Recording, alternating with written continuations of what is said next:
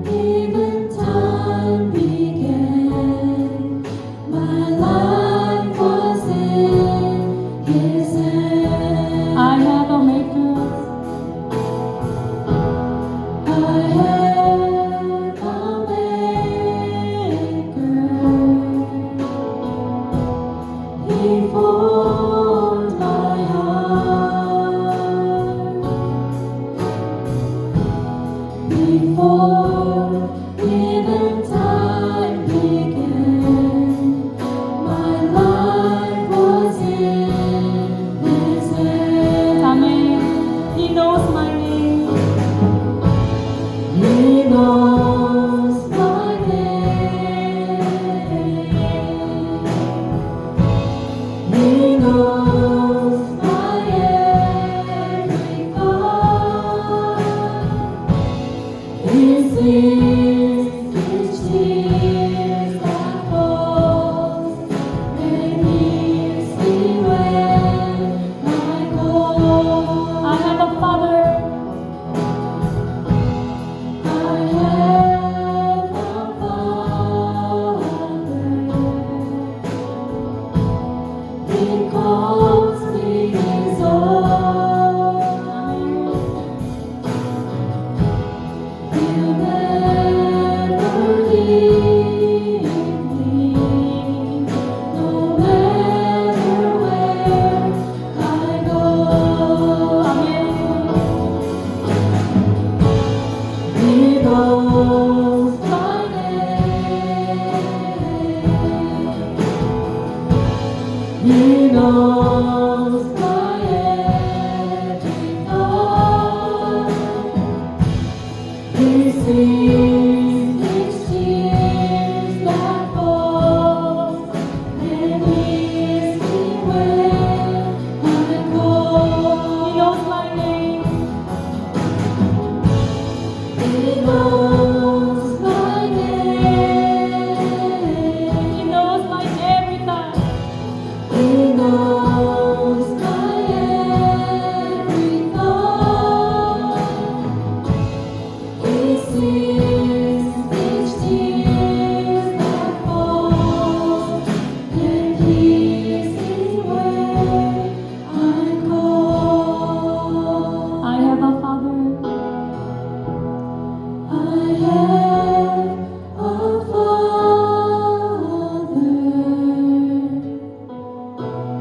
He calls me His own.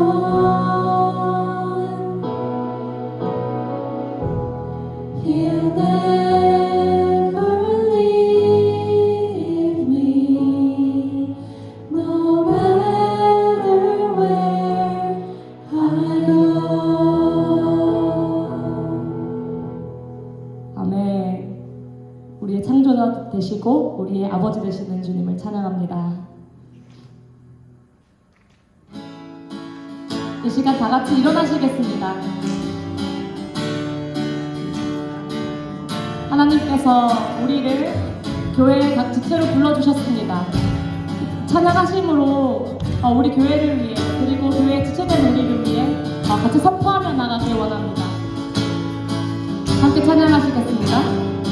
교회여 일어나라. 교회여 일어나라. 주께서 부르시니 두려움과 실패 내려놓고 교회여 일어나라.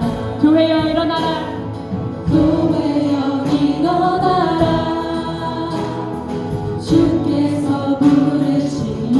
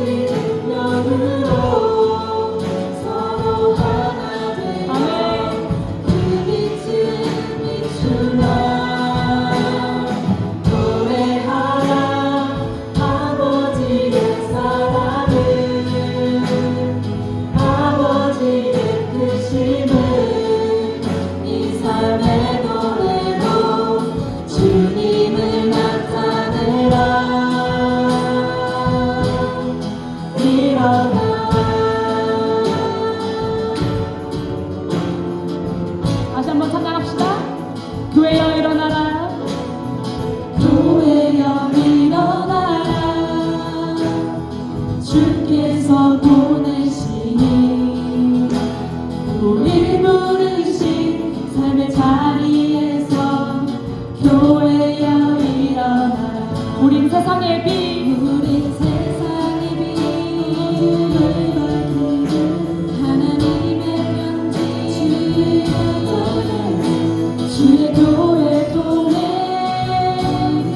세상이 주를 보리라. 일어나라 아버지 사랑으로, 아버지 능력으로 서로 하나 되어 그 빛을 비추라. 노래하라. 아버지의 사랑을, 아버지의 뜻임을 삶의 노래로 주님을 나타내라. 일어나라. 우린 세상의 빛, 하나님의 편지, 주의 교회 통해 세상이 다 같이 고백합니다. 난 주보여 아래 있네. 그 피로 된 제사 했네.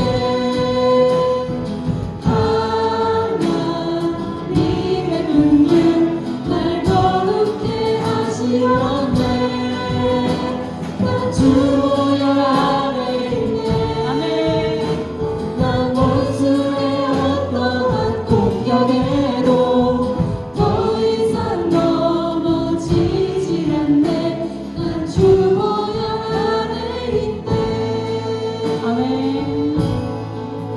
6월처럼 양의 피로 나의 삶의 문이 열렸네. 저 어둠의 권세는 힘이 없네. 주 보혈의 능력으로 원수가 날 정죄할 때에도 난 이롭게 설 수 있네. 난 더 이상 정죄함 없네. 난 주 보혈 안에 있네. 아멘. 난 주 보혈 안에 있네. 그 피로 내 제사 했네. 하나님의 긍휼 날 거룩해 하시었네. 난 주 보혈 안에 있네. 난 원수의 어떠한 공격에도 더 이상 넘어지지 않네. 난 주 보혈 안에 있네. 난 주보혈 아래 있네. 주 보혈 안에 있네. 아멘. 그 피로 내 제사 했네. 하나님의 긍휼 날 거룩해 하시었네. 난 주 보혈 안에 있네. 난 원수의 어떠한 공격에도 더 이상 넘어지지 않네. 난 주 보혈 안에 있네. 더 이상 더 이상 넘어지지 않네. 난 주 보혈 안에 있네. 아멘. 아멘. 주님의 보혈 안에서 우리는 항상 승리함을 믿습니다. 할렐루야. 아멘. 자리에 앉으시겠습니다. 계속해서 주님의 십자가를 의지하며 선포합시다.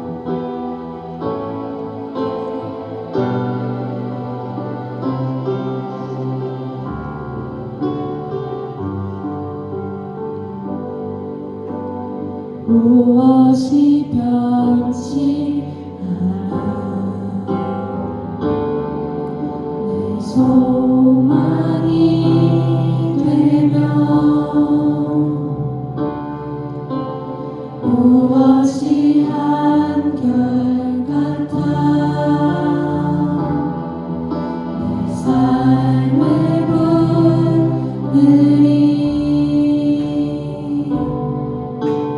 그 누가 날 만족해 내 영이시며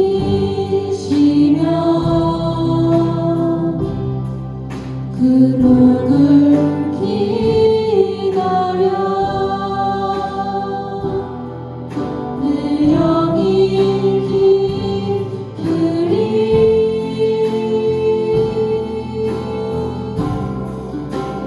십자가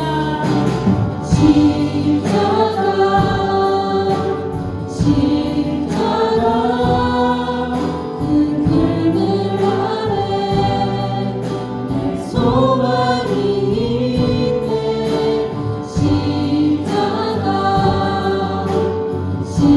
십자가 그 그늘 아래 내 생명이 있네 무엇이 변치 않아 무엇이 변치 않아 내 소망이 되려 무엇이 한결같아 내 삶의 분들이 그 누가 날 만족해 내 영이시며 그 누굴 기다려 내 영이 기쁘리 오직 주님만이 우리의 찬양의 이유 되십니다. 고백합시다. 십자가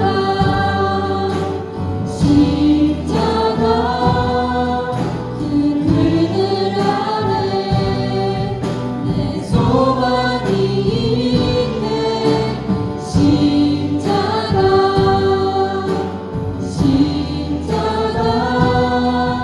그 그늘 아래 내 생명이 있네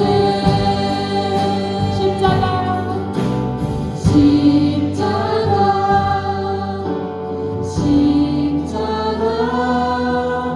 그 그늘 아래 내 소망이 있네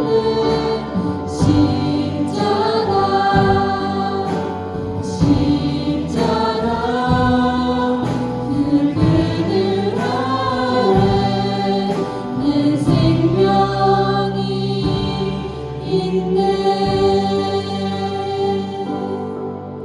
내 소망이 있네 아멘.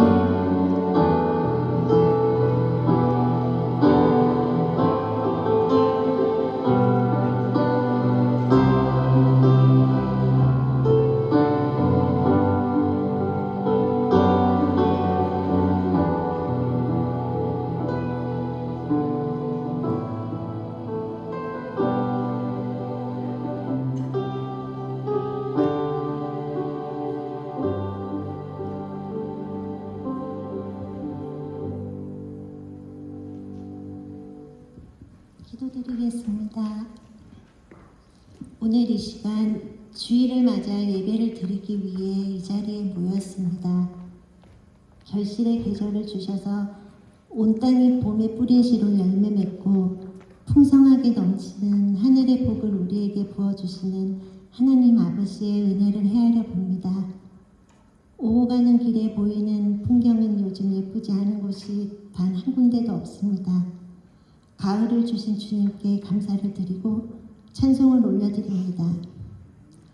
아름다운 가을에 저희의 시선이 머무는 곳곳을 볼 때엔 더욱 주의 성실하심을 신뢰하며 주의 선하심을 믿고 복된 길로 가고 있다는 평안 가운데 이 가을을 보내게 되기를 기도드립니다. 창조주 하나님 아버지, 모든 만물을 지으시고 주관하신 하나님 아버지, 바라옵건대 지금 곳곳에 전쟁 소식이 있습니다. 부디 어리고 무고한 자들, 연약한 자들을 보호하셔서 하루속히 그곳에 평화가 찾아들고 자유와 회복을 누릴 수 있도록 주님 도와주시옵소서. 오늘 예배를 위해 기도드립니다. 이 시간 우리 모두가 한 마음으로 오늘의 예배를 기대하며 하나님의 음성을 듣고자 마음과 시선을 주께로만 향할 수 있도록 성령님의 도우심을 구합니다. 도우심 가운데 하나님의 임재를 경험케 하시고 주님께서 우리를 이끄시는 그 놀라운 삶을 발견케 하여 주시옵소서. 우리를 위해 말씀의 도구로 쓰셔서 말씀 전하시는 우리 방현 목사님을 친히 붙잡아 주시고 놀라운 감동과 확신으로 우리에게 말씀 전해 주실 때 살아 움직이는 그 말씀에 저희가 다스림을 받게 되기를 소망합니다. 또한 그 말씀 속에서 각자에게 주시고 주셨던 지난 하나님의 은혜까지도 발견하고 감사를 올려드리는 예배가 되기를 원합니다. 사랑하는 주님, 저희는 주님께 잘 드리지를 못합니다. 주시는 거 다 거저 주신 거라 고백하고 다 주님 거라 고백하면서도 내 수고와 내 열심, 내 노력만의 열매라고 나도 모르게 생각이 들면서 드릴 때는 주저하게 됩니다. 우리의 은혜들과 열매들이 주의 것임을 다시 회복되게 해주시옵소서. 우리 일생에 주께 드리기로 약속한 고백들이 다시 회복되기를 원합니다. 우리는 잘 못 드리고 그 약속 자주 놓쳐도 우리를 사랑하시고 약속을 지켜내시는 주님의 그 사랑으로 저희도 주님께 잘 내어드리는 약속을 지키는 자들 되게 하여 주시옵소서. 자비와 긍휼이 풍성하신 하나님 아버지, 뉴라이프 성도들이 한 마음으로 간구 드리는 것이 있습니다. 장성지 집사님과 박연희 사모님에게 치유와 회복과 평안의 은혜를 내려주시옵소서. 저희는 어떤 어려움과 아픔과 풀리지 않는 문제에 직면할 때 저희는 그 어떤 해결책도 가지고 있지 않음을 고백합니다. 각자의 지금 문제들에 그 어려운 시간에 끝도 헤아릴 수 없고 또 이 시간을 허락하신 이유도 당장에 알 수 없습니다. 그러나 주님, 이 시간에 저희가 더 가난한 마음으로 더욱 주의 음성을 듣기에 매달리고 기다리게 하시니 감사합니다. 기다리는 인내를 배우게 하시고 인내를 통해 연단의 시간을 지나갈 때 정금같이 귀하게 되어 그 시간들이 두 번뿐만 아니고 우리 모두의 간증이 되고 결국에는 구름과 같이 둘러싼 허다한 믿음의 주인공 중 한 사람 한 사람이 바로 저희가 되게 하여 주시옵소서. 우리를 있는 그대로의 모습으로 사랑하여 주시는 하나님 아버지, 꿈을 향해 공부하는 자녀들을 기억하여 주시고 어려웠고 힘들 때 더욱 주님과 가까워지는 믿음을 허락하여 주시옵소서. 하루에도 수많은 선택을 해야 하며 고민과 갈등이 많습니다. 그럴 때마다 세상이 줄 수 없는 주의 선하심과 나를 부르시고 지으신 그 뜻대로 이끌어 주실 하나님을 찬양하며 살게 하여 주시옵소서. 영원토록 우리 자녀들에게 하나님 한 분만이 자신감과 자존감이 되어 주셔서 하루하루 가장 선한 선택으로 이 세상을 선하게 살아가는 자녀들 될 수 있도록 인도해 주시기를 간절히 기도드리오며 이 모든 기도 나를 부르신 살아계신 주 예수 그리스도 이름으로 기도드립니다. 아멘.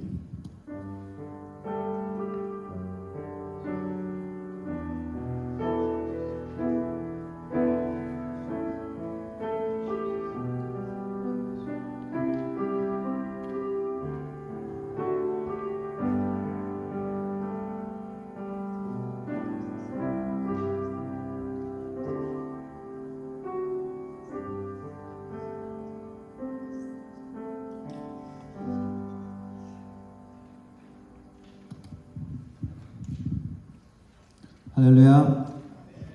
주님의 이름으로 예배 오신 여러분들 환영합니다. 우리 좌우로 앞뒤로 인사합시다.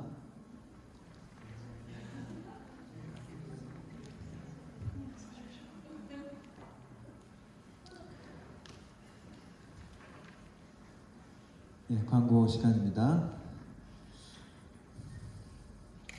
수요 예배 기도회 있습니다. 함께 오셔서 기도하고 또 말씀 가운데 다시 한번 점검하는 시간이 주중에 하루 이렇게 있는데 시간 내서 같이 참석하시면 좋겠습니다. 11월 5일 여전도의 주체로 바자회 있습니다. 기억하시고 뭐가 들어가면 좋을지 한번 챙겨보시기 바랍니다. 그리고 예배 후에 도서실에서 운영위원회 잠시 모이도록 하겠습니다. 그리고 제 컴퓨터가 이번 주에 좀 이상이 있어가지고 헌금 지금 번호 임시로 번호를 드린 분들이 있습니다. 그래서 수리를 이전 파일을 다 찾으면 이전 번호들을 다 챙겨서 똑바로 다시 한번 할 수 있을 것 같은데 연락도 따로 드리겠습니다. 혹시 번호가 좀 다르신 분들은 얘기해 주시기 바라고요. 예배 후에 신방 계획 있습니다. 함께 가실 수 있는 분들 가셨으면 좋겠습니다. 드린 헌금 위해서 제가 기도하도록 하겠습니다. 살아계신 하나님 아버지 감사합니다. 주님의 백성들 이 시간에도 한자리에 모아주시고 우리 주님께 예배로 우리의 마음을 드리게 하시니 감사합니다. 하나님께 우리의 마음을 드리며 우리의 삶의 계획도 드리며 우리의 상한 마음도 주님 앞에 내어놓습니다. 우리의 상한 육신도 주님 앞에 의탁하며 나옵니다. 하나님 긍휼히 여기시고 하나님이 원하시는 마음과 생각으로 우리의 영혼을 채워주시고 하나님 기뻐하시는 성령의 은혜로 우리를 만들어 가주시는 귀한 시간이 되게 하여 주옵소서. 하나님 빈손으로 오지 아니하고 또한 삶의 정성으로 주님 앞에 예물로 드립니다. 11조로 드리며 감사의 예물로 드리며 주일헌금으로 드립니다. 손길 하나하나 축복하여 주옵소서. 하나님께서 삶의 축복의 근원이심을 고백하고 드리오니 그 손길이 하나님이 갚아주시는 손길을 만날 수 있는 손길이 되게 하시고 또한 그 손길이 하나님의 사랑과 하나님의 은혜를 더욱더 베풀고 나누고 섬기는 손길이 될 수 있도록 하나님 축복해 주옵소서. 성경의 약속과 같이 30배, 60배, 100배의 결실이 우리의 삶 가운데, 우리의 사업 가운데, 우리의 자녀 가운데, 우리의 교회 가운데 나타날 수 있도록 하나님 축복하여 주옵소서. 드려진 헌금이 하나님 나라를 위해 귀하게 사용되게 하시고 우리 주 예수 그리스도 이미 땅까지 전파되는데 사용되어지게 하시며 하나님의 나라 공동체는 든든히 서갈 수 있도록 하나님 축복해 주옵소서. 하나님 여러 가지 형편 가운데 드렸습니다. 모든 형편과 상황을 아시오니 믿음이 없어 드리지 못한 자들 하나님 믿음을 더하시고 형편이 어려운 자들 하나님께서 채워주시고 회복시켜 주셔서 하나님의 회복의 은혜가 또한 새롭게 하시는 은혜가 또한 우리 각 가정을 만나주시는 귀한 은혜가 있게 하여 주옵소서. 예수님의 이름으로 기도드렸습니다. 아멘. 함께 일어나서 하나님 말씀 읽도록 하겠습니다. 오늘 말씀은 고린도전서 8장 말씀입니다. 8장 9절에서 13절까지 말씀입니다. 제가 한 절 읽고 여러분들 한 절 읽고 마지막 13절을 같이 읽겠습니다. 그런즉 너희의 자유가 믿음이 약한 자들에게 걸려 넘어지게 하는 것이 되지 않도록 조심하라.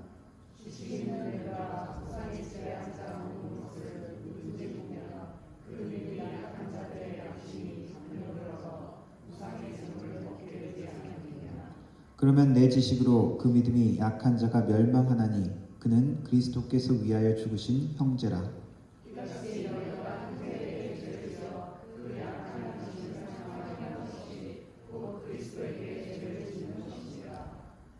그러므로 만일 음식이 내 형제를 실족하게 한다면 나는 영원히 고기를 먹지 아니하여 내 형제를 실족하지 않게 하리라. 아멘. 영어로 읽겠습니다. Be careful, however, that the exercise of your rights does not become a stumbling block to the weak.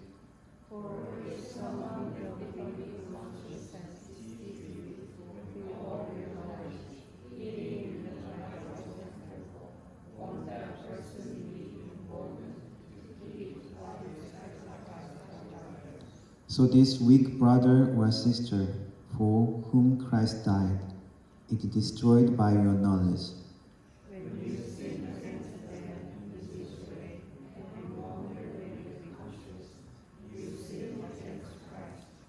Therefore, if what I eat causes my brother or sister to fall into sin, I will never eat meat again, so that I will not cause them to fall. 아멘. 앉아주시기 바랍니다.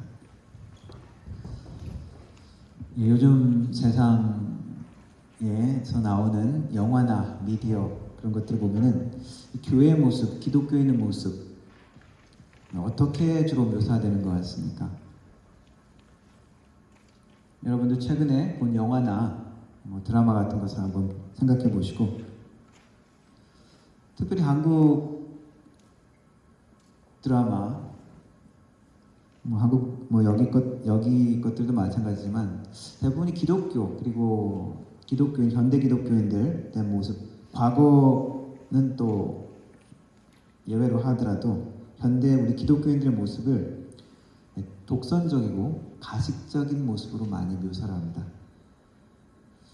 그렇게 해야 좀 더 흥미가 있긴 있겠죠. 그냥 기독교인다운 모습만 보이면 좀 재미가 없을 수도 있습니다. 그런데 그냥 미디어에 그런 나오는 모습뿐만 아니라 실제 많은 비기독교인들이 교회에 대한 모습, 크리스찬에 대한 이미지 여전히 비슷할 수 있다는 것입니다. 기독교인이라고 특별한 것이 아니라 여전히 세상의 돈을 좋아하고 여전히 세상의 권력, 세상의 쾌락을 좋아하는 그런 모습이 종종 묘사되기도 합니다. 그래서 우리가 교회의 부흥을 위해서 기도하고 교회의 회복을 위해서 기도하는데 그 말은 무엇이냐? 회복, 부흥, 다시 흥하게 된다. 무슨 뜻입니까? 원래는 좋았다는 거죠. 초대교회의 모습을 우리는 생각을 합니다. 초대교회의 순수했던 복음, 그리고 생명의 능력이 강하게 나타났고 성령의 능력이 강하게 나타났던 초대교회들의 그 모습. 그런데 성경 말씀을 우리가 잘 살펴보면 초대교회도 완벽한 것은 아니었죠. 예루살렘 교회도 마찬가지입니다. 예루살렘 교회도 오순절 성령을 받아서 시작되었지만 그 내부에서 계속 율법주의자, 바리새파와 논쟁들이 있었고요. 내부의 불만, 과부들은 어떤 그 헬라파 과부들은 구제에서 제외되는 것들 때문에 또한 내부 불만이 있기도 했습니다. 그 예루살렘 교회뿐만 아니라 이제 교회가 각 지역에 세워지면서 그 교회들은 어떻습니까? 더욱더 많은 문제들이 있었습니다. 하나님의 은혜로 교회가 세워지고 하나님의 사람들이 나타나고 예수님을 영접하고 복음을 알고 귀한 능력들이 나타났지만 여전히 교회에 완전하지 못한 모습, 죄된 모습, 문제들이 많이 있었죠.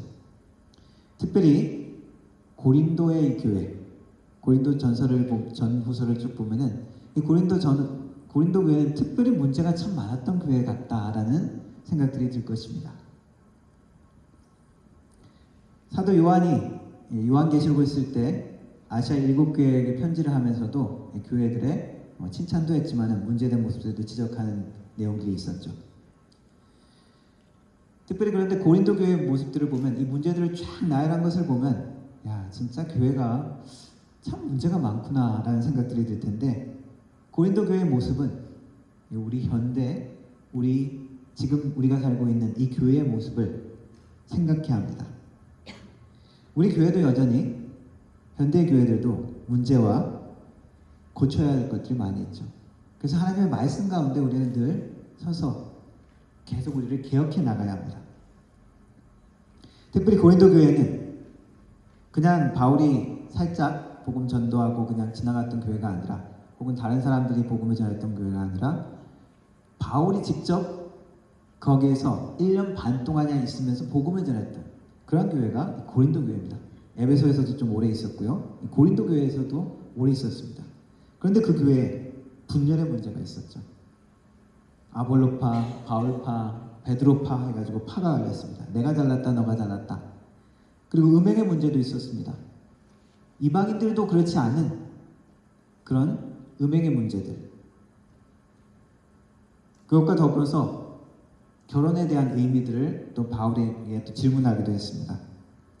또한 이 고린도 교회에는 이방 신에게 제사들을 지내는 음식 문제도 있었던 것 같습니다. 오늘 읽은 부분은 그 제사 음식에 관한 바울의 권면 중에 하나입니다.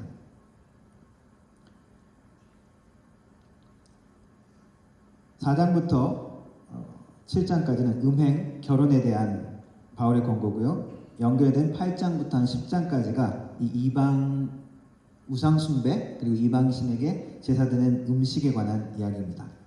8장에 제사 음식에 대한 이야기가 구체적으로 있고요. 그 다음에 9장에는 사도 바울이 자신의 사도의 권리를 이야기하면서 너희들이 어떻게 해야 되는지 그 얘기가 있습니다. 그리고 10장에는 우상 숭배에 대한 직접적인 이야기가 있습니다. 이러한 배경들이나 그런 이 사도 바울의 편지를 보면 그 당시의 상황들이 우리가 보이죠. 고린도 어떤 도시라고 했습니까? 풍요롭고 번창했던 항구 도시라고 했죠. 아가야 지방, 지금의 그리스 지방의 수도 도시였던 것이 고린도였습니다. 당시에 번창했던 그리스 로마 시대의 대도시에는 무엇이 많았습니까? 많은 것들이 많았겠죠. 그러나 특별히 신전들, 우상 숭배하는 신전들이 많았습니다. 특별히 고린도는 항구 도시였기 때문에 여러 민족, 여러 나라 사람들이 많이 왔다 갔다 했습니다. 그래서 모든 민족, 모든 나라들의 우상이 총집결한 그러한 우상의 도시였습니다. 이집트의 신 이시스, 세라피스라는 그런 신을 섬기는 신전도 있었고요. 그리고 에베소의 여신 아테미, 그리고 페니키아 사람들의 신 아스타롯, 마구나 마터 이런 신전들이 되게 많이 있었다고 합니다. 그 중심되는 고린도의 광장이 있는데 남쪽에는 풍요의 여신 데메트라는 여신을 섬기는 신전이 있었고, 또 북동쪽에는 포세이돈, 그리고 북서쪽에는 아폴로 신전, 그런 신전으로 가득 찬 곳이 고린도 도시라는 것이죠. 특별히 이 고린도의 수호신이라고 하는 아프로디테, 사랑의 여신, 이 신전에는 1,000명의 또한 여사제들이 있었다고 기록이 있습니다. BC 바울이 전도하기 전 기록, BC 한 4, 5세기 그리스의 시인 아리스토파테스라는 사람이 이 고린도시를 묘사하면서 성적으로 물러나고 부도덕한 사람들을 고린도 사람 같다라는 묘사를 표현을 사용했다고 합니다. 그런 그 분위기가 여전히 바울 시대에도 연결되었던 것 같습니다. 바울은 이 우상 음식에 대한 이야기를 하면서 우상 숭배에 대한 이야기를 연결해서 하죠. 우상에게 바친 음식을 먹어도 되느냐, 안 먹어야 되느냐, 그 이야기를 하면서 바울은 자신의 사도의 권리를 이야기합니다. 나도 사도의 권리가 있지만 그것을 다 사용하지 않는다. 그 얘기를 하면서 10장으로 넘어가면서 우상 숭배 자체에 대한 위험을 이야기합니다. 우상에게 바친 음식을 먹어도 되느냐 안 되느냐, 그것보다 더 본질적인 문제가 무엇이라는 의미냐 하면은 바로 우상 숭배의 위험, 우상 숭배에 대한 문제라는 것이죠. 바울은 10장에서 특별히 강하게 우상 숭배를 피하라고 강하게 이야기합니다. 바울이 전도를 했을 때 이 고린도 교회의 여전한 문제, 음란과 음행의 문제, 그것을 경고하면서 너희 몸은 하나님의 거룩한 전이다, 그것을 강조하죠. 그래서 창녀 하나가 되는 것은 그냥 너 혼자 개인적으로 죄를 짓는 것이 아니라 하나님을 배반하는 행위다라고 아주 강하게 이야기합니다. 그것과 마찬가지인 것으로 강조하는 것이 우상숭배, 우상숭배도 피하라라고 이야기하고 있습니다. 우상숭배는 멀리 해야 되는 것이 당연하지만 우상숭배를 했던 음식을 가지고 이슈가 되는 것은 조금 특별하다고 생각할 수 있습니다. 왜 우상숭배는 분명히 안 되는 거 아닌데 왜 이게 숭배한 음식을 갖고 먹어야 되느냐 말아야 되느냐고 문제가 생길까? 10장에 보면 이러한 모습이 있습니다. 이러한 묘사가 있습니다. 우상 숭배에 대한 경고의 말이죠. 10장 20절에 이렇게 이야기합니다. 무릇 이방인이 제사하는 것은 귀신에게 하는 것이요 하나님께 제사하는 것이 아니니 나는 너희가 귀신과 교제하는 자가 되기를 원하지 아니하노라. 너희가 주의 잔과 귀신의 잔을 겸하여 마시지 못하고 주의 식탁과 귀신의 식탁을 겸하여 참여하지 못하리라. 우상 숭배가 어떤 행위하고 연결돼서 이야기를 합니까? 먹는 것, 그죠? 마시는 것, 먹는 것, 주의 식탁과 귀신의 식탁을 이야기하고 주님의 잔과 귀신의 잔을 이야기하죠. 그래서 우상 숭배의 행위, 제물을 바치고 난 다음에는 그 신전에서 같이 먹기도 한다는 것입니다. 물론 나중에 다른 표현을 보면 시장에 나온 음식도 제사 지낸 음식이라는 이야기가 나와 있습니다. 많은 신전에서 사용된 그 제사의 제물이 시장에도 나왔던 것 같습니다. 그런데 이 우상을 숭배한다는 의미는 같이 그 우상 제사에 참여하고 그 음식을 같이 먹는다는 것까지 같이 포함돼서 이야기될 수 있다는 것이죠. 같이 거기서 우상 신전에서 그 음식을 먹는 사람들은 누굴까요? 대부분 우상을 섬기는 사람들이겠죠. 그렇기 때문에 우상에 대한 경고함과 동시에 우상에 바친 음식이 문제가 된 것입니다. 우상을 숭배하지 말라. 우리에게는 어떤 문제를 이야기하시는 걸까요? 우리의 삶의 우상, 여전히 우리가 적극적으로 피하고 멀리하라는 것이죠. 하나님처럼 의지하는 모든 것이 우리의 삶의 우상입니다. 그래서 우상 숭배를 영적 간음으로 하나님이 말씀하십니다. 하나님이 그만큼 싫어하신다는 것이죠. 내 삶에 돈이나 어떤 재능이나 어떤 명예나 어떤 대상이 축복의 근원이 되신 하나님보다 더 내 우선순위가 된다면 그것은 우상인 것입니다. 내가 사랑하고 섬기는 대상이 하나님보다 다른 어떤 것이 된다면 내가 더 갈망하고 내가 더 소망하고 내가 더 사랑하고 내 마음 가운데 내 마음의 중심을 사로잡고 있다면 그것은 우상이라는 것이죠. 하나님을 섬기고 하나님을 사랑하고 내 삶을 드리는 것과 내 세상적인 쾌락을 즐기는 것 두 가지 중에 내가 세상의 쾌락을 선택했다면 우리는 우상을 따라가는 것입니다. 하나님의 영광을 돌리는 일이 있고 내가 돈을 더 많이 벌 기회가 있는 것이 있습니다. 둘 중에 하나만을 선택해야 한다면 내가 돈을 선택한다면 돈은 내 우상이 되는 것입니다. 구체적인 우리의 삶에 하나님 이외에 다른 것을 의지하는 모든 것들, 하나님보다 더 사랑하고 내 마음을 사로잡는 모든 것들, 내가 하나님보다 더 의지하고 의탁하는 모든 것들, 그것이 우상인 것이죠. 영적인 간음으로 이야기할 수 있습니다. 직접적으로 우리가 직접적인 우상을 섬길 수도 있죠.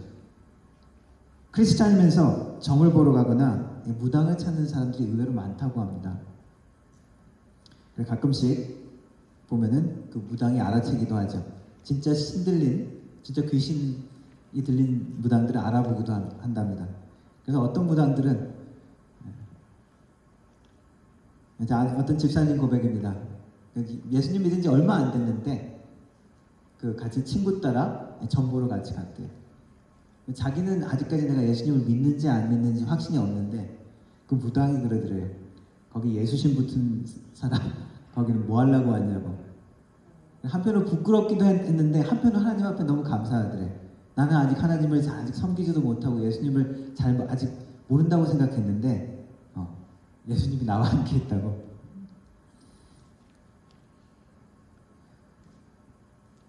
하나님이 우리의 삶의 중심이 되시고 하나님이 우리의 의지할 대상이 되시는 것을 우리가 우리의 마음 가운데 타협하지 말아야 합니다.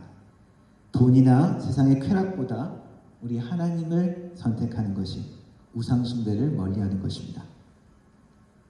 바울은 이 우상 숭배로 가득 찬 고린도의 사람들에게 경고하고 있습니다. 우상을 피하라. 우상 숭배를 피하라. 그것이 그들의 삶 가운데 너무나 가까이 있다는 것이죠. 우리의 삶에도 가까이 있는 우상이 무엇인지 스스로 우리의 마음을 돌아보고 말씀 가운데 하나님만을 붙드는 우리의 삶이 되기를 바랍니다. 또 바울은 이야기합니다. 약한 자처럼 되어라 라고 이야기하죠. 이 우상 숭배에 사용된 음식을 먹는 그 상황에 대해서, 그 논쟁에 대해서 지식이 있는 자들이라고 표현하는데 좀 더 경제적으로 나은 사회적인 여건이 있었던 사람으로 이야기할 수 있습니다. 제물로 바쳐졌던 고기를 먹을 수 있는 사회적인 위치에 있든지 혹은 그것을 사 먹을 수 있는 위치에 있었던지, 이런 사람은 교회에서도 조금 더 많이 아는 사람일 수 있습니다. 우상 숭배, 그래 그것은 잘못된 것 맞다. 하지만 그 우상 숭배에 사용됐던 음식 자체가 잘못된 것은 아니지 않느냐. 그래서 우상 숭배에 같이 참여하는 것은 잘못됐지만 그 음식 먹는 것은 괜찮다. 지식이죠. 맞죠. 그러나 이 지식 때문에 더 믿음 약한 사람들이 그것도 괜찮은 건가? 거기에 같이 참여해도 괜찮은 건가? 죄로 빠질 수 있다는 것입니다. 이러한 상황을 이야기하면서 자신의 지식 때문에 우상의 제물을 먹지 않는, 그건 안 되는 거 아니야? 정확하게 모르는 거죠. 그러니까 정확한 지식이 없는 거잖아요. 나는 지식이 있으니까 먹어도 된다. 쟤네들 지식이 없으니까 잘 몰라서 저러는 거야. 이러한 태도였다는 것입니다. 그래서 바울은 9장에서 이렇게 이야기합니다. 자신의 사도의 권리를 쭉 이야기하죠. 정확하게 늘어놓습니다. 내가 하나님의 부름받은 난 사도다. 근데 나는 이 사도의 일을 하면서 베드로처럼 혹은 다른 사도들처럼 가족들이 같이 동행해서 그렇게 할 수도 있지만 나는 혼자 독신으로 결혼도 안 하고 이렇게 한다. 그것을 자기의 사도의 권리를 내려놓는 그 얘기를 합니다. 그리고 사도의 직분을 감당하면서 마땅한 모든 비용을 자기가 공급받을 자격이 있다고 이야기하죠. 그 혜택과 권리를 그러나 행사하지 않겠다라고 이야기합니다. 구약의 예를 들면서 이야기합니다. 곡식을 밟았다는 동물의 입에 망을 씌우지 말라라는 신명기서 말씀을 인용합니다. 동물들을 사용해서 이렇게 곡식을 빻는 그 중동 지방에는 그런 걸 많이 사용했던 것 같습니다. 그런데 그 동물들이 곡식을 빻다가 먹을 게 있으니까 이렇게 조금 먹을 수 있다는 거죠. 그러면 일에 집중이 안 되니까 이렇게 입에다 망을 씌우는 것 같은데, 근데 신명기서에서는 그 동물이라는 그 동물에게 그 수고를 아니까 그 망을 씌우지 말라라는 규절이 있습니다.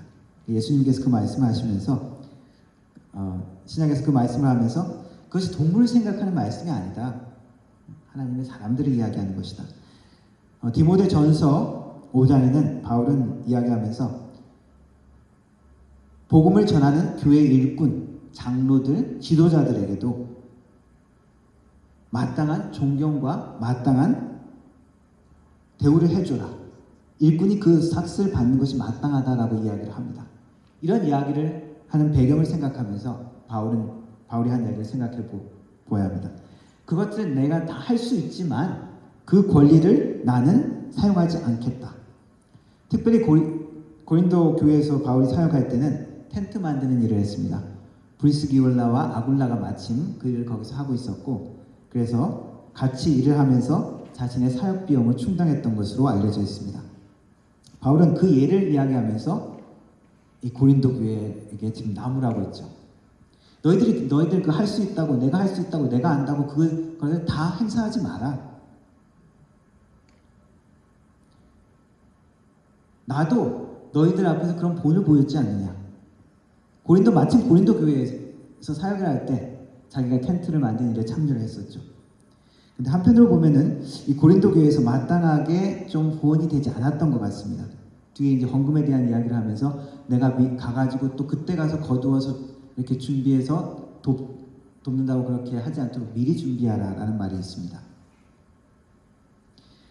바울은 9장 19절에 내가 모든 사람에게서 자유로우나 스스로 모든 사람에게 종이 된 것은 더 많은 사람을 얻고자 함이라 난 내 권리를 주장할 수 있는 자유가 있어. 그러나 내가 종처럼 그렇게 행동하는 것은 더 많은 사람을 얻고자 살리려고 한다라고 이야기합니다. 그래서 내가 유대인들에게는 유대인들처럼 헬라인에게는 헬라인인 것처럼 불편하지만 내가 거기에 맞춰서 복음을 위해서 내가 그렇게 산다. 약한 자들에게 내가 약한 자가 된 것은 그 약한 형제들도 내가 얻고자 합니다. 내가 불편하지만 그 약한 사람들을 위해서, 내가 지식이 있지만 지식이 없는 사람들을 위해서 내가 내려놓는다고 이야기합니다. 내가 그 사람들을 얻기 위해서, 내가 여러 사람들의 여러 다른 각자의 모습으로 그렇게 내가 그렇게 불편하지만 그렇게 하는 것은 그 사람들도 내가 구원하기 위함이다. 내가 복음을 위하여 이 모든 것을 해가면 복음에 참여하고자 합니다 라고 이야기합니다. 그리고 자신을 경기에서 승리의 상을 위해서 달리는 자라고 이야기하면서 자신의 자세와 각오를 고린도 교회에게 보여줍니다. 그러면서 나를 본받으라 라고 이야기합니다. 권리를 포기한 내 모습, 그 본을 너희들도 따라와라 라고 이야기하는 것이죠. 권리 포기에 가장 모범을 보여준 얘는 누구일까요? 예수님이죠. 예수님은 하늘의 모든 권리를 포기하고 이 땅에 내려오셨습니다. 누구를 얻기 위해서, 무엇을 얻기 위해서? 우리를 얻기 위해서. 예수님을 따르는 자들에게 동일하게 요구하는 것이 권리 포기입니다. 여러분들이 예수님을 따른다고 나오면서 무엇을 포기하셨습니까? 난 포기한 게 한 것도 없는 것 같은데? 라고 생각하시는 분은 다시 한번 돌아보시기 바랍니다. 예수님을 따르는 자들은 기본적으로 자신의 권리를 포기하는 자들입니다. 내 안에 그리스도가 살고 나는 죽는 것, 내 욕심, 내 계획, 인간적인 모든 것들이 하나님 앞에, 예수님 앞에 포기하고 내려놓는 것이죠. 그래야 우리는 하나님의 음성을 듣고 예수님의 음성을 듣고 따를 수가 있습니다. 포기하지 않으면 우리는 예수님의 음성을, 예수님의 방법을 따를 수가 없습니다. 모세가 이스라엘 백성들을 이끌고 출애굽하기 바로 전에 하나님 앞에 선 장면이 있죠. 떨기나무 가운데, 불타는 떨기 가운데 하나님 앞에 섰습니다. 하나님이 뭐라 그러셨습니까? 많은 얘기들 중에 내 신을 벗으라. 권리 포기를 의미하는 것이죠. 종들이 주인 앞에서 신을 잘 못 신었다고 합니다. 권리 포기죠. 나는 종이라는 것을 표시하는 것입니다. 여호수아도 요단강을 건너서 이제 여리고 전투를 처음 시작하기 전에 여호와의 군대 장관을 만나죠. 천사였던 것 같습니다. 칼을 들고 앞에 섭니다. 그때 그 여호와의 사자가 무엇이라고 하냐면 내 발에서 신을 벗으라. 내가 선 곳은 거룩한 곳이니라. 하나님의 교회로서 우리에게도 말씀하시는 것이 무엇입니까? 내 생각, 내 계획, 내 욕심, 하나님 앞에 하나님이 요구하실 때 내려놓으라는 것입니다. 포기하라고 우리를 부르신 것입니다. 세상적인 방법, 세상적인 쾌락을 포기하라고 우리를 부르신 것입니다. 믿음으로 하나님을 신뢰하고 나아가라고 이야기하는 것이죠. 지금 내가 포기하지 않는 것, 세상적인 즐거움일 수 있습니다. 세상적인 나의 자존심일 수 있습니다. 사랑받을 권리, 인정받을 권리일 수 있습니다. 내가 수고한 대로 칭찬받아야 마땅하죠. 그러나 그 권리를 하나님이 내려놓으라고 이야기하실 수 있습니다. 어떤 내가 수고하고 잘하고 내가 영광받아야 될 부분도 있습니다. 그러나 내 영광도 하나님이 내려놓으라고 이야기하실 때가 있습니다. 무엇을 위해서요? 복음을 위해서. 무엇을 위해서? 형제를 세우기 위해서.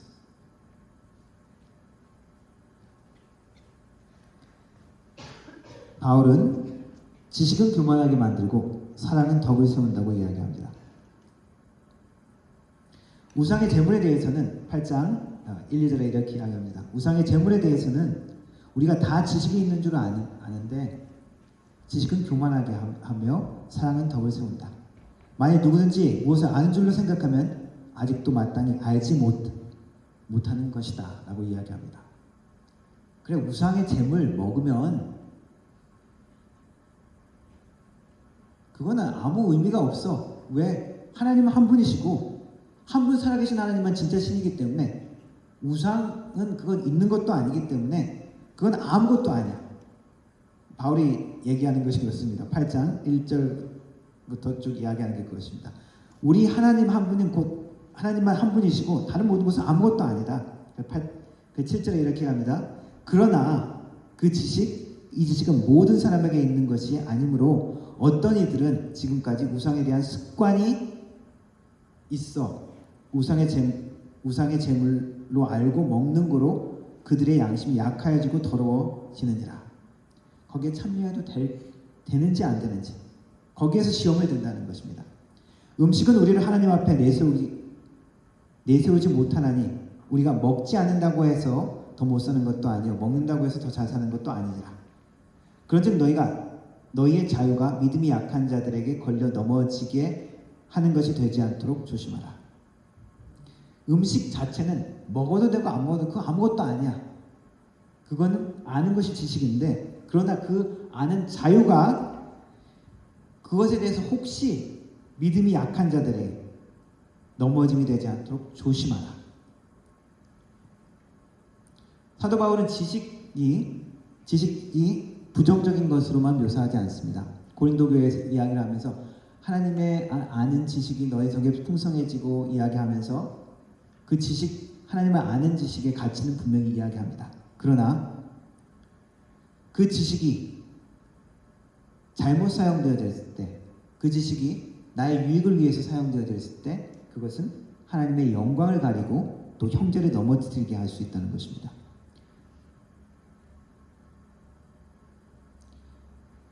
바울은 자신도 지식이 있지만 그것을 내세우는 것이 아니라 자기가 권리가 있지만 그것을 누리는 것이 아니라 사랑의 법 앞에 순종하고 포기하고 내려놓겠다고 이야기합니다. 그리고 그 사랑은 결국 사람을 세우는 놀라운 일을 일으킨다는 것입니다. 고린도 교회에게 이야기할 때 4장 7절에 먼저 이렇게 이야기합니다. 내게 있는 것 중에 받지 아니한 것이 무엇이뇨? 내가 받았은즉 어찌하여 받지 아니한 것 같이 자랑하느냐? 특별히 고린도 교회 이야기하면서 너희들 지혜를 자랑하지, 너희들이 자랑하고 교만하지, 그러한 이야기를 많이 합니다. 우리가 신앙생활을 하면서도 신앙생활이 은혜로 해야 되는데 그것이 자랑이 될 때가 있습니다. 내가 조금 더 많이 기도할 때, 내가 조금 더 많이 헌신하는 것 같을 때, 내가 좀 더 많이 수고하는 것 같을 때 그것이 하나님 앞에 은혜가 아니라 나의 자랑, 교만이 될 수가 있습니다. 제가 대학생 때 선교단체에서 활동을 했었는데 그때도 저희 선교단체의 문제점 중에 하나는 헌신에 대한 자랑이었습니다. 우리 단체가 하나님 앞에 얼마나 헌신했는지, 우리 지구에서 얼마나 풀타임으로 사역자들이 많이 배출됐는지, 거기에 대한 프라이드가 너무 강한 거예요. 그리고 밴쿠버 와서도 어떤 잠깐 선교단체에 잠깐 참여했었는데 우리가 얼마나 하나님 앞에 헌신해서 저 모슬렘권에 가서 그 어려운 데 가서 헌신하러 우리가 노력을 하는지, 거기에 대한, 물론 잘하는 일이죠.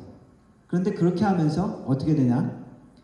그렇게 하지 않는 사람, 참여하지 않는 사람, 못하는 사람을 무시하는 거죠. 그리고 내가 더 낫다라는 것입니다. 그것이 영적 교만입니다. 내가 더 많이 한다, 내가 더 헌신했다, 내가 더 은사가 많다. 이런 고린도 교회의 모습을 보고 바울이 뭐라 그랬습니까? 아니, 너희들은 아직 어린아이다. 영적 교만한 자들은 큰 자가 아니라 오히려 어리석은 사람이라는 것이죠. 토마스 아퀴나스는 교만은 우리의 영혼을 죽이는 죄라고 이야기합니다. 잠언에서 거듭되는 교훈 중에 하나는 교만에 대한 것이죠. 잠언 16장 18절에는 교만은 패망의 성공이요 거만한 마음은 넘어짐의 앞잡이니라 라고 표현했습니다. 교만은 다른 모든 것들을, 다른 죄를 짓게 하는 원인이 되기도 합니다. 내가 중심이 되는 것이죠. 내가 겸손하게 하나님 앞에, 하나님의 계획 앞에, 그리고 교회 앞에, 다른 형제 지체들 앞에 내려놓는 것이 아니라 내가 우선이 되는 것입니다.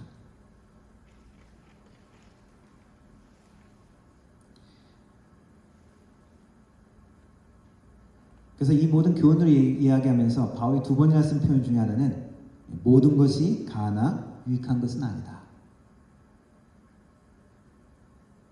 음란에 대한 이야기를 하면서 이 표현을 썼고요. 그리고 이 음식에 대한 우상에게 바친 재물에 대한 교훈을 하면서 이 표현을 썼습니다. 모든 것이 가나 유익한 것이 아니다. 무슨 얘기입니까? 모든 것이 가하다. 지식으로 생각하면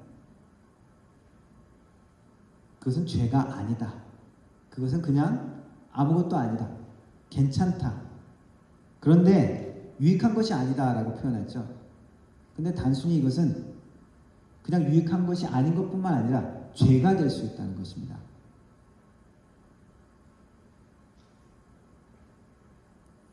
내가 삶에 누릴 수 있는 많은 것들이 그럴 수가 있습니다. 하나님 앞에 술 먹는 것 자체가 죄입니까? 성경에 담배 피지 말라는 말이 있습니까? 그러나 이것이 모든 것이 가하나 유익한 것이 아니다라는 말씀의 의미를 생각해 보시면 내가 순간순간 어떻게 행동해야 될지 하나님 앞에 그리고 성도들 앞에 결정할 수 있을 것입니다. 고린도 교회 교인들은 가진 것들이 많았던 것 같습니다. 그리고 자신들도 지식이 많았다고 생각했던 것 같습니다. 그러나 그 지식이 결국 형제들을 망하게 하고 자신들의 영혼을 하나님 앞에 바로 세우지 못하는 것들이었습니다.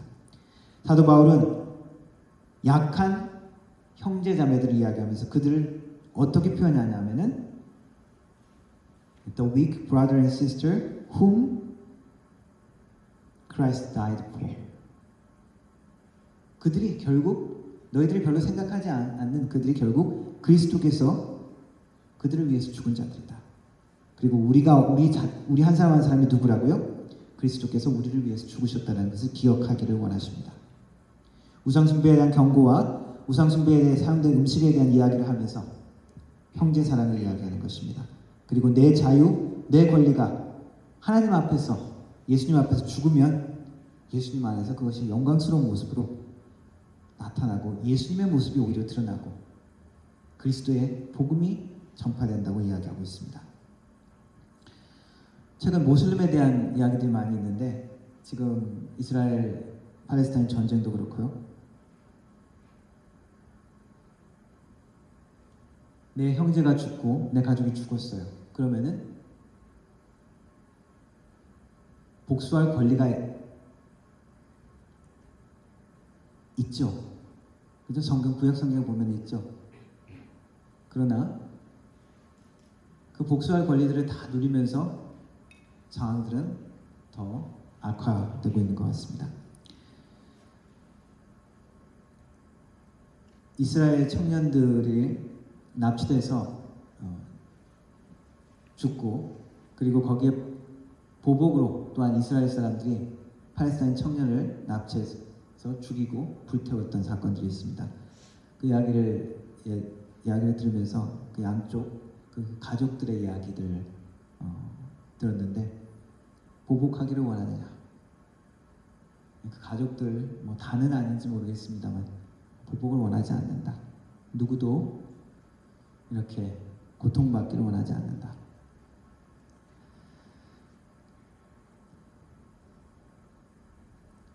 우리가 우리의 권리와 우리의 자랑을 내려놓을 때 하나님의 능력들이 예수 그리스도의 능력들이 예수님의 모습들이 나타나게 되어 있습니다. 모슬렘에 대한 이야기를 하나 더 한다면은 한국의 모슬렘이 지금 몇 년 전에 한 0.6%라고 해요. 근데 이 모슬렘이 증가 속도가 아주 급속도로 늘어나고 있다 그러죠. 외국인 노동자로도 많이 들어오고 또 모슬렘들은 결혼하면 많이 낳으라고 또 이야기합니다. 모하메드가 자녀를 많이 낳아서 우리 모슬렘을 번성케 하라라고 직접적으로 이렇게 이야기하기도 했습니다. 예수님은 그렇게 직접적인 얘기를 안 하셔서 그런지 이 모슬렘 선교에 대해서 참 힘들어하는데 모슬렘에 오래 동안 선교사로 있었던 분 이야기가 이 모슬렘 선교하시는 방법이 무엇이냐? 여러 가지 방법이 있지만은 그 중에 하나, 그리고 모슬렘이 그렇게 확장된 이유 중에 하나, 기독교가 기독교의 모습을 제대로 하지 못했다는 거죠. 마틴 루터가 그 당시에도 모슬렘이 유럽에 많이 또 잡아먹기 시작하고 세계 각 곳에 유럽이 통치했던 곳에 이제 모슬렘이 확장됐던 이야기를 들으면서 루터가 그렇게 이야기를 했답니다. 점점 늘어나는 모슬렘 숫자 때문에 숫자를 너무 생각하지 말고 내가 있는 모인 곳에서 하나님의 사람으로 그렇게 정성껏 하나님의 예배를 드려라. 그리고 사랑의 본을 보여라. 네가 있는 그곳에 고통스럽지만 모슬렘이 이미 점령했지만 그곳에 여전히 그들을 증오하고 미워하는 것이 아니라 그들을 사랑하고 그들을 섬겨라. 쉽지 않은 우리의 사명입니다. 우리의 권리, 우리의 자랑, 우리가 누릴 수가 있지만은 그것을 다 내려놓고 섬길 때 우리 예수님의 모습이 나타난다고 말씀을 통해서 여전히 우리를 격려하고 있습니다. 고린도 교회에 주시는 교훈이 우리 교회에 주시는 교훈, 우리 삶에 주시는 교훈이 돼서 우리가 우리 지식을 앞세우는 것이 아니라 사랑을 앞세워서 예수님의 모습이 드러나는 하나님의 교회 되기를 주님의 이름으로 축원합니다. 기도하겠습니다. 하나님 아버지, 우리의 삶에 우리의 자랑과 우리의 권리가 드러나는 것이 아니라 예수님의 십자가가 드러날 수 있도록 우리가 우리의 삶을 내려놓을 수 있고 우리의 삶을 겸손하게 주님 앞에 맡길 수 있도록 도와주옵소서. 주님의 십자가만이 우리의 분쟁을 끝일 수 있고 주님의 십자가만이 우리의 교만을 내려놓을 수 있고 십자가의 은혜를 생각하는 것만이 우리가 이 땅을 이길 수 있음을 고백합니다. 또한 예수님의 모습이 드러날 수 있음을 고백합니다. 하나님, 우리를 붙드시고 도우셔서 우리가 우리의 모습이 드러나는 것이 아니라 예수님의 모습이, 주님의 섬김이, 주님의 사랑이 우리의 삶을 통해서, 우리의 교회를 통해서 드러나게 하시고 그것을 통해서 우리의 가족이, 우리의 이웃이, 이 땅이 예수님을 볼 수 있도록 하나님 은혜를 베풀어 주옵소서. 예수님의 이름으로 기도드립니다. 아멘. 함께 찬양하겠습니다. 무엇이 변치 않아.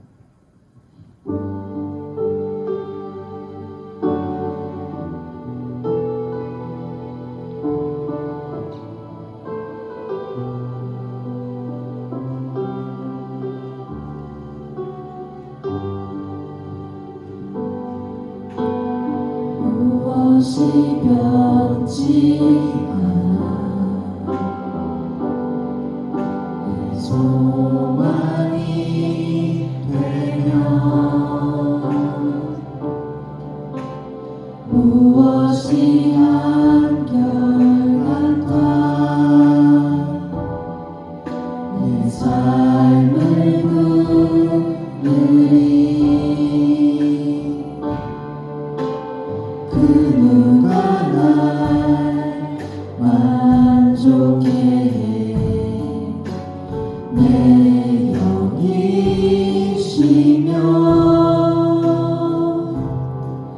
그 누굴 기다려 내 영이 기쁘리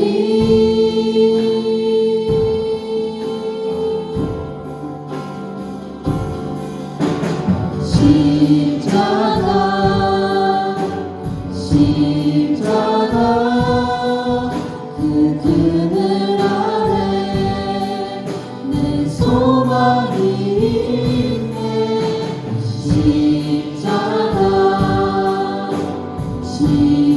십자가 그 그늘 아래 내 생명이 있네. 십자가 십자가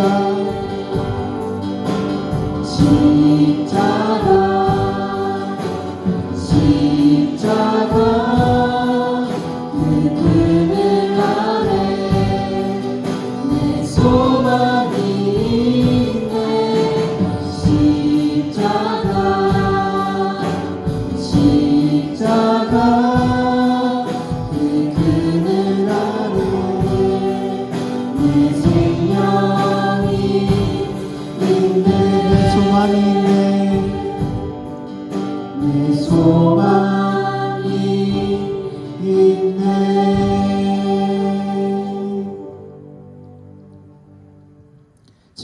우리 주 예수 그리스도의 은혜와 성부 아버지 하나님의 놀라우신 사랑과 성령님의 위로 교통 충만하신 은사가 나의 권리와 나의 지식을 내려놓고 사랑으로 나아가려 다짐하는 머리 숙인 모든 성도들 머리 위에 그 가정과 일터 위에 교회 위에 영원 무궁토록 함께 하실지어다. 아멘.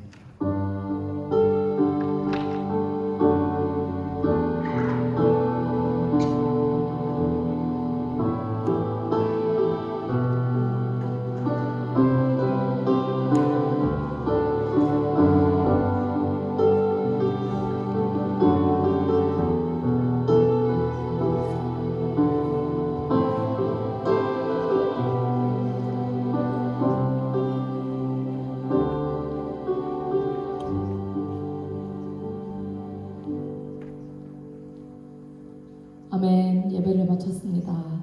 이번 한 주간 또 승리하는 한 주 되세요.